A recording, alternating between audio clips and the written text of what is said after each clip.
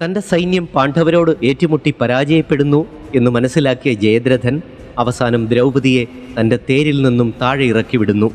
പിന്നീട് ജയദ്രഥൻ പ്രാണരക്ഷാർത്ഥം കാട്ടിനുള്ളിലേക്ക് ഓടിയൊളിക്കുന്നു. ദ്രൗപദി പാണ്ഡവരുടെ അരികിലേക്ക് എത്തി. ദ്രൗപദിയെ ആശ്രമത്തിലേക്ക് സുരക്ഷിതമായി പാണ്ഡവർ അയക്കുന്നു. ജയദ്രഥൻ ഓടിമറഞ്ഞപ്പോൾ അത് കണ്ട് സൈന്യങ്ങളും പ്രാണരക്ഷാർത്ഥം ഓടി രക്ഷപ്പെടുകയാണ്. ഭീമസേനൻ അവരെയെല്ലാം പിന്തുടർന്ന് വധിക്കുന്നു. ഇത് കണ്ട് അർജുനൻ പറഞ്ഞു, ജ്യേഷ്ഠ, അവരെ എന്തിനു വധിക്കണം? നമുക്ക് ജയദ്രഥനെ അന്വേഷിച്ച് കണ്ടെത്താം. അയാളെയല്ലേ നമുക്ക് വേണ്ടത്. അങ്ങനെ ഭീമനും അർജുനനും ജയദ്രഥനെ അന്വേഷിച്ച് പുറപ്പെടുന്നു. അപ്പോഴതാ കുതിരകളെ വേഗതയിൽ ഓടിച്ച് പാഞ്ഞു പോകുന്ന ജയദ്രഥനെ കാണുന്നു. ആ ക്ഷണം തന്നെ അർജുനൻ അസ്ത്രങ്ങൾ തൊടുത്തുവിട്ടു. ജയദ്രഥൻ്റെ കുതിരകൾ ചത്തുവീണു.